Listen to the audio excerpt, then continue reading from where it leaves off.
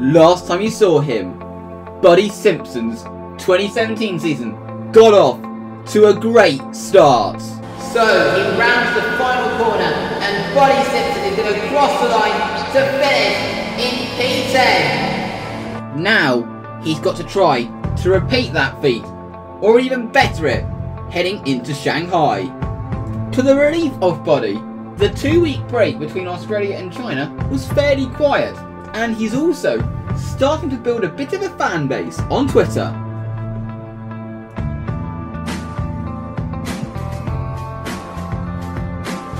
So, with that support and motivation, it was time for him to head off to Shanghai for the Chinese Grand Prix.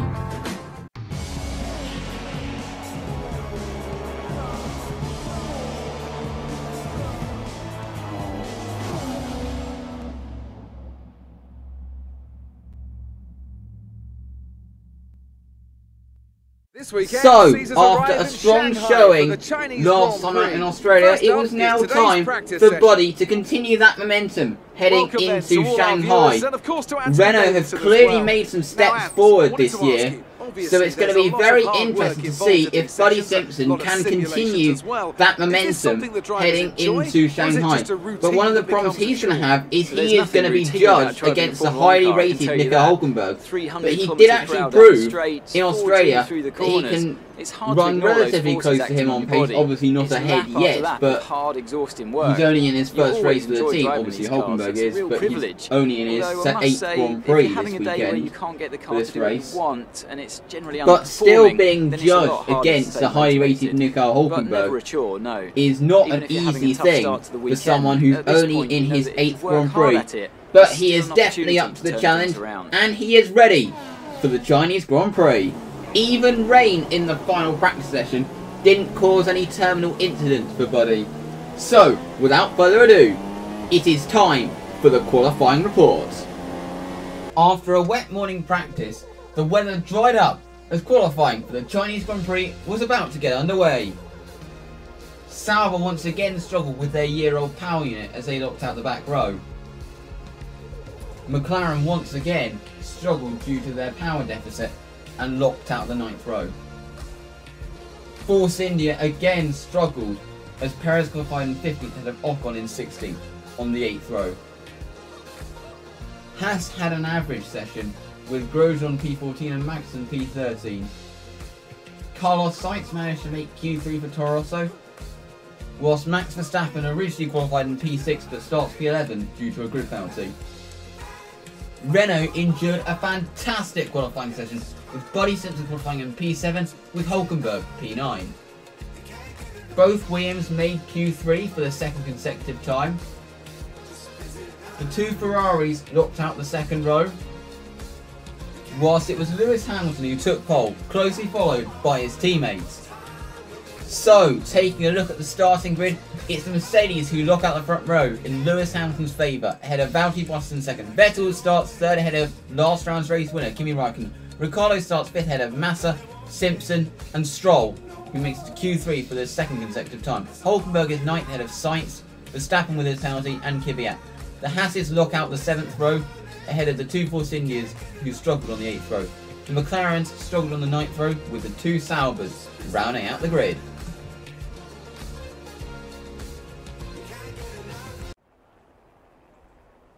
Hard work, ingenuity and ambition. All things you'll find in abundance amongst the 15 million people of Shanghai over there to our southeast. And we've got plenty of that here on the grid as well. 20,000 horsepower, give or take, chomping at the bit to be unleashed for the Chinese Grand Prix.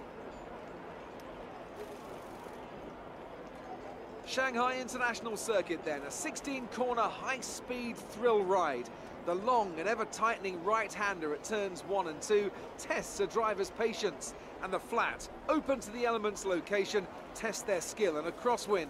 2 DRS zones will assist passing, and overtaking is available into turn 1 and, of course, down the kilometre-long back straight into the hairpin at turn 14. Joining me once again to take you through this race is the effervescent Anthony Davidson, and I'm very much looking forward to it getting underway. You raced here, of course, didn't you, back in your Super Aguri days in that infamous Chinese Grand Prix of 2007? Yeah, that's right. I didn't last that long, though, unfortunately. Qualifying had gone pretty well, but my brakes failed quite early in the race, around lap 10 or 11, something like that. And of course, back in 2004, I was the very first Formula 1 driver to complete a lap of this circuit. Just thought I'd mention that for you, Crofty. You like a good stat. It's a fairly tough circuit on the brakes here, though. You know, there's that long back straight down into turn 14, and then you got turns 6 and 11. They're quite heavy as well. On top of that, managing your front tyre wear is always a challenge around here, so there's a lot to keep in mind during the Grand Prix. So, after a great qualifying session, Buddy Simpson is sitting on the grid in P7. He qualified in P8, but due to a penalty for Max Verstappen, he starts in P7. It's going to be an interesting race, and the start is going to be crucial, especially also if the safety car comes into play. As you can see, the formation lap is getting underway. He's in a Williams sandwich. It's actually a sandwich of Williams, Renault, who in this phase of the grid. So it's going to be very interesting to see what positions everyone is going to end up in heading into the first corner. On this formation lap, Buddy has an obligation to obviously warm his tyres, but also save his engine, because obviously his engine's got to last a certain amount of races, so it will last the entire distance. As you can see, he's not really aggressively weaving the tyres, but he is now, and he's starting on the soft tyre, just like everyone else in the top 10, and again, a 2-stop is the plan. He's planning on making it onto the super soft later on in the race. But before the race, the team had a lot of confidence in him. Okay, Buddy, we had a really strong showing last time out. Let's repeat it today. So, on his second race back after his horrific events at the Indy 500 last year, he is about to line up on the grid for the second race of the 2017 season, lining up in P7, which is a great qualifying session for him. Now, let's see what he can do in the race. So, he's into his grid position. As you see, he now has to wait for the rest of the field to line up. It's going to be a very interesting race. So, here we go. The grid is formed, and we have the lights in Shanghai. Lights out, and away we go. And Buddy gets a reasonable launch off the line. Fairly equal launch around, but as you can see, there's a car going alongside us. And that's actually Nico Hulkenberg, who got a very good start, going down our inside, heading into the first corner. So Nico Hulkenberg has jumped up 2 places, and as you can see, we are side by side with the Williams of Lance Stroll on acceleration out of the first corner. Now heading down up towards turn 6, I believe it is. Now heading into the corner, but there's contact, and Buddy has lost it. And is he going to collect anyone? Yes, he is. He taps the Toro Rosso, and that has damaged his front wing. And here, as you can see on the replay, I'm really not sure who's to blame there, but Buddy did give a certain amount of space to Lance Stroll. Now here you can see, but as you can see from this angle, maybe Buddy misjudged it a little bit, but really unfortunate incident nonetheless. And as you can see, Buddy Simpson heading into the corner, but as you can see, he is understeering horribly. Okay, Buddy, all okay with the car? No, all okay with the car? No, front wing's gone, front wing's destroyed. What the f*** was he doing, going for a gap that was always going to disappear? So obviously Buddy was very instrumental in stating his opinion that Stroll was at fault. But put your opinions in the comments as to who you think was at fault. But having an unscheduled stop at this stage of the race is really not what he needs. He's going to change the wing, but is interestingly going to go onto the soft tyre. He's going to try to stick to the 2-stop that he was originally planning. So maybe all is not lost for him in this race. But this race has certainly taken a knock for him. As you can see, he gets going now, way back in last. Obviously, he's got the McLarens and his Saubers ahead, so he should catch up with them eventually, but losing all that time through having to make a first lap pit stop is just not what he needs. But the team were quite instrumental in telling him not to give up. Okay, we have put you on a set of the soft tyre. Oh, it's not over. So Buddy will be obviously feeding the car, making sure it's okay and making sure that there is no further damage than just the missing front wing. His car did take quite a few whacks in all of that. But Buddy would actually gain his first position when Lance Stroll actually spun, and he actually reversed into the path of Stoffel Van Dorn, and Buddy was quick to voice his opinion. Was that Stroll that spun? Was that Stroll that spun? Yes, it was. He spun and collected Van Dorn. Serves him right, well that's smart for you. But Buddy actually then began to do some really good laps on the soft tyre, and as you can see, he is now caught up to the two Saubers of Wehrlein and Ericsson as he now accelerates out of the snail corner before the straight. And it seems that the soft tyre is actually a very good race tyre because he seems to have a bit more pace than the guys ahead. As you can see, he's now within DRS. Ericsson doesn't have DRS, so Wehrlein is going to draft past. But Ericsson completely cuts across there. And that was really dangerous considering that Buddy had DRS open. And this replay makes that even more clear. And there could have also been contact which would have sent him into an almighty crash. And Buddy was quick to voice his opinion on that. Honestly, what the f*** was that? This is not bumper cars at 200 miles an hour. I could have had an almighty crash then. Honestly, is this really a Formula 1 race? I feel like I'm participating in a much lower division. This is really amateur driving.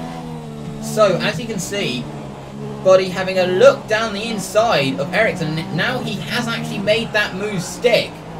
So that should cheer him up a little bit. And later on in the lap, Buddy would pull off a fairly easy move on the Sauber of Pascal Wehrlein. So finally he has these two Saubers out of the way. As you can see, he has the inside line and has taken the position. So a few laps later, as you can see, Buddy is now caught up to Fernando Alonso, and you'd think he's not going to be a very hard car to pass considering the underpowered Honda engine. And as you can see, he actually heads into the pits. So it's around lap 15 where all the super soft tyre runners are coming in for their pit stop. And he was actually promoted up the order because obviously everyone had to come in for the super soft tyre. And what it appears is that the soft compound tyre is actually the better race tyre because before the stops, we were actually faster than Hulkenberg on pace, but then when Hulkenberg came in for the soft tyre, he started to be a little bit faster. As you can see, we have lost Carlos Sainz from this race. But Sergio Perez actually then closed, obviously, on his fresher set of the soft tyre. Now heading down the back straight, the main straight I mean. But as you can see, we suffer a slight technical issue down the straight. And then with all the grass on the tyres, that is actually going to allow Sergio Perez through. As you can see, Buddy is struggling to reclaim control of the car. And Romain Grosjean, he's pitted as well, has gone through. But that's really unfortunate. And Buddy was quite concerned about the car after that. What on earth happened there? For some reason the car just jerked to the left. I have no idea what it was. I didn't put any steering input.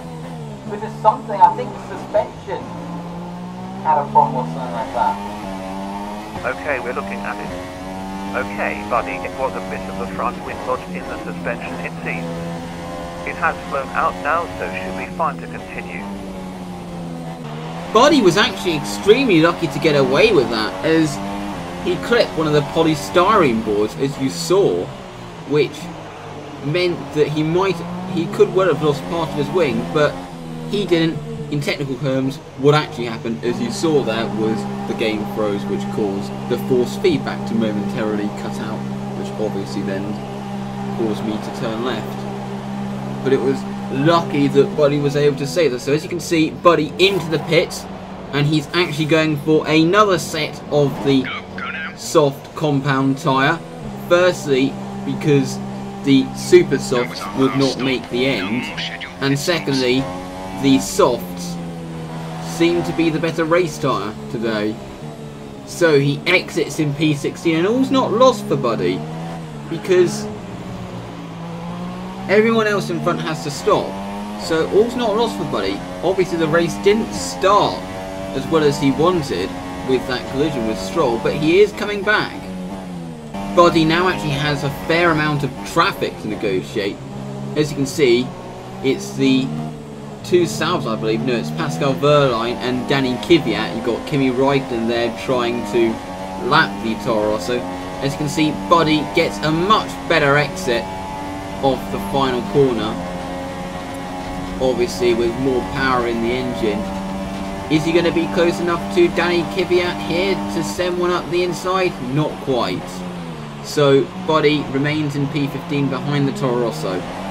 Now moving on to the beginning of the next lap. As you can see, Buddy is now behind Danny Kvyat heading into the corner, but Danny Kvyat completely brakes in front of him, and Buddy was not happy about that. Kvyat just brake checked me. How's my front wing? Okay, Buddy, it's slightly damaged, but should be good to continue. Brilliant, more front wing damage. Thankfully, Buddy didn't have to wait behind the Toro Rosso for much longer, as he was able to get past with a simple pass down the back straight into the hairpin. So Buddy has finally managed to clear the Toro Rosso. Buddy's next target was the Haas car of Kevin Magnussen. As you can see, he's now got DRS and is in the slipstream, and he's going to be able to make the move heading into the hairpin. So if things continue as they are, Buddy could be in the points. And sure enough, as the rest of the field started to come in for their second pit stops, Buddy was now running in P10 and right behind the Force India of Esteban Ocon, who I believe hasn't stopped yet. So Buddy has the run heading down the straight and gets a much better drive. It seems that Ocon is struggling on his tyres, and he's just able to drive past before the braking zone. So crucial move for Buddy to get up into 9th. Now he's just behind his teammate. Now moving on to later, and that's Kimi Räikkönen. His engine has failed, and he's parked off the circuit. And that's going to gain us a position, providing we get the resulting virtual safety car restart good, which we managed successfully despite having the Force India of Sergio Perez right behind us. As you can see, we did actually have to go defensive going into turn 6. But at the beginning of the next lap, obviously Perez has a more powerful engine with the Mercedes, and he was able to get right behind us, and he was able to get down the inside heading into the first corner. However, we would get promoted back to 8th when, as you can see, Lewis Hamilton has parked. And as you can see, later on, we actually have a safety car because one of the Saubers parked, obviously with a car problem. And that unfortunately is going to end Buddy's chances of getting 7th from his teammate, because this means that Hulkenberg is going to be able to gain a lap on us, because the leader has lapped us but not Hulkenberg. And the safety car restart was going to be tough as well, because it was going to be just blue flags galore, because there were so many cars that were lapping us behind. And it was going to be tough because we were trying to defend from Romain Grosjean as well to see if we could maintain 8th place. So it was going to be tough. As you can see, we have now been released heading into the final corner, but we instantly get the blue flags But we are waiting before Grosjean moves over, because obviously we cannot move over for Romain Grosjean and let anyone who's actually racing us through. And as you can see, we have Alonso, who's actually a lap down from us as well. But as you can see, we move over for Max Verstappen, and we've got the Williams, I believe that's Felipe Massa, behind us. So we're going to slow down for him. But it was going to be tough because we had to really be careful to let these leaders through without giving the Haas of Romain Grosjean an opportunity. As you can see, we slowed down for Ricciardo, and we've actually got Valtteri Bottas in the Mercedes as the next car to put a lap on us. And as you can see, we have successfully managed to pick our moments to move over for the faster cars. Now looking back down the field, as you can see, Kevin Magnussen going down the inside of a Williams and has spun it and has collected the sole remaining Sauber of Pascal Wehrlein, and that actually gave us another obstacle in the form of a virtual safety car. To be honest, I was surprised that wasn't a real safety car. But we have been released now, and I believe we have timed that virtual safety car restart to perfection, as we are ahead of Romain Grosjean still. So now a few laps later, on the penultimate lap of the race, and as you can see, we have a yellow flag, and it is for Valtteri Bottas, who has parked at the side of the track. But unfortunately, we're not actually going to gain that position because it's our last lap, as we are a lap down. So P8 is what it's going to remain. Or is it? Because we are right behind the Force India of Sergio Perez, heading down towards the hairpin. We think about a move, but we decide not to risk it because we're in a good position. And considering what happened at the start, P8 is a very good finishing position. As you can see, we cross the line in P8, our second points finish from 2 races. Well done, buddy. I think that was the drive of your career. Shows why perseverance is key. Thanks, guys. That was a hell of a race. So, looking at the result of the race, as you can see, Nico Hülkenberg got a very good finish, a good result all round for Renault, as Vettel got 1 ahead of Verstappen and Massa. And that is really good for the championship, as Buddy Simpson is still in the top 10 on a total of 5 points at the moment. And Renault have really made gains in the Constructors, where Renault have moved ahead of Force India, so are currently in 5th in the Constructors. So a very good start to the season for the Renault team. So, after a strong season opener, Buddy was able to continue the momentum heading into China. Despite a first lap incident, he was able to finish in the points and have one of the best races of his career. Next up, Formula 1 goes under the lights in Bahrain. Join us next time to see Buddy Simpson continue to prove a Simpson does belong in Formula 1.